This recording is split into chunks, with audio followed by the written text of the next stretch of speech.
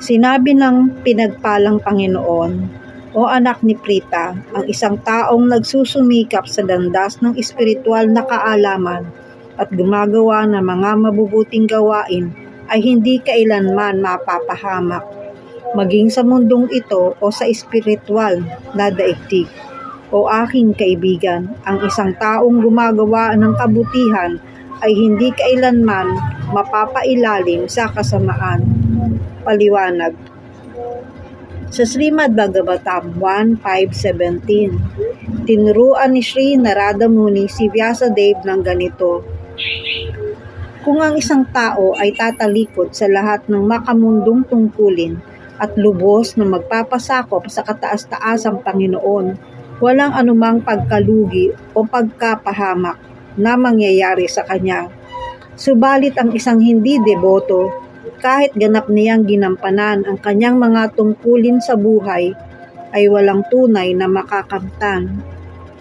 Sa daigdig ng material, maraming gawaing itinakda ng kasulatan o nakasanayan ng lipunan para sa pag-unlad sa material na aspeto. Ngunit ang isang transcendentalist, yaong naghahangad ng espiritual na kaliwanagan, ay inuutusang iwan ang mga makamundong gawa upang magtuon sa pag-unlad sa buhay espiritual sa kamalayan kay Krishna. Maaring magtanong ang ilan, kung ang kamalayan kay Krishna ang pinakamataas na antas ng kasakdalan, ano ang mangyayari kung hindi makamit ang ganap na tagumpay? Hindi ba't malulugi siya sa parehong material at espiritual na aspeto? Ngunit sinasabi ng mga kasulatan na bagamat may mga bunga o parusa sa hindi pagtupad ng itinakdang tungkulin, tiniyak ng Bhagavatam na walang dapat ipangamba ang sinumang tapat na nagsikap sa landas ng espiritual na buhay, kahit hindi niya lubos na maisakatuparan ang lahat ng alituntunin. Hindi siya tunay na talunan, sapagkat ang kabutihang dulot ng kamalayan kay Krishna ay hindi kailanman nalilimutan. Sa susunod niyang buhay, magpapatuloy siya sa parehong landas, kahit na siya ay isinilang sa isang abang kalagayan. Samantalang ang isang taong mahigpit na sumusunod sa mga tungkuling material lamang, kung wala namang kamalayan kay Krishna, ay maaring hindi makamit ang tunay na kapalaran o pagpapala. Ang paliwanag ay maaring maunawaan sa ganitong paraan. Ang sangkatauhan ay maaring hatiin sa dalawang uri, ang may disiplina at ang walang disiplina.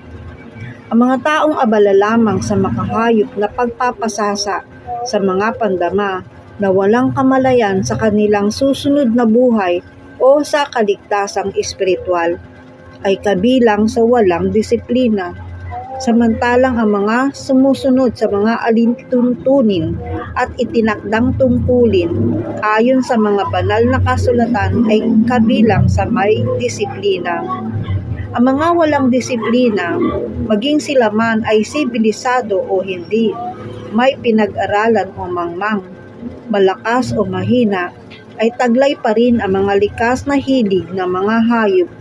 Ang kanilang mga gawain ay hindi kailanman nagdudulot ng tunay na kabutihan, sapagkat sila ay abala lamang sa mga makamundong layunin ng pagkain, pagtulog, pagtatanggol, at pakikipagtalik.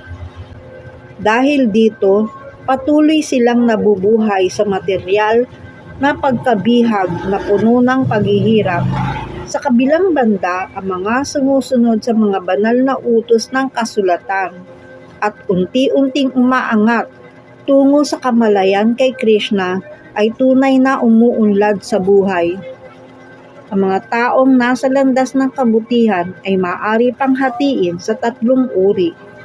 Yaong mga sumusunod sa mga batas ng kasulatan upang makamit ang material na kasaganahan. Yaong mga nagsisikap makamit ang ganap na paglaya mula sa material na pagkabihag. At yaong mga deboto na nasa kamalayan kay Krishna, ang unang uri, ang mga sumusunod sa mga batas para sa material na kasiyahan ay maaari pang hatiin sa dalawang klase. Una, yaong mga gumagawa ng mabubuting gawa para sa mga bunga nito o mga fruitive worker. At pangalawa, yaong mga gumagawa ng mga tungkulin ng walang pagnanais para sa personal na pakinabang. Ang mga gumagawa ng mabubuting gawa para sa sariling kasiyahan ay maaaring maitaas sa mas mabuting kalagayan maging sa mga mas matataas na planeta.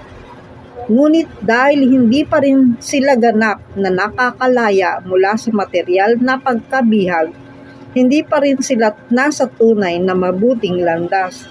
Ang tanging mga gawain tunay na mapalad ay yung nagdudulot ng paglaya mula sa material na pagkaalipin. Ang anumang gawain na hindi nakatuon sa ganap na pagkilala sa sarili o sa kalayaan mula sa maling pagkakakilanlan sa material na katawan ay hindi maituturing na mabuti o mapalad. Ang mga gawaing isinagawa sa kamalayan kay Krishna lamang ang tunay na mapalad na gawain. Ang sino mang kusang tumatanggap ng mga paghihirap sa katawan, alang-alang sa pag-unlad sa landas ng kamalayan kay Krishna, ay maituturing na ganap na transcendentalist, isang taong nasa mataas na antas ng espiritual na disiplina, at yamang ang 8 antas ng yoga system o Astanga Yoga ay nakatuon sa ganap na pagkaunawa kay Krishna. Ang ganitong pagsasanay ay tunay ding mapalad.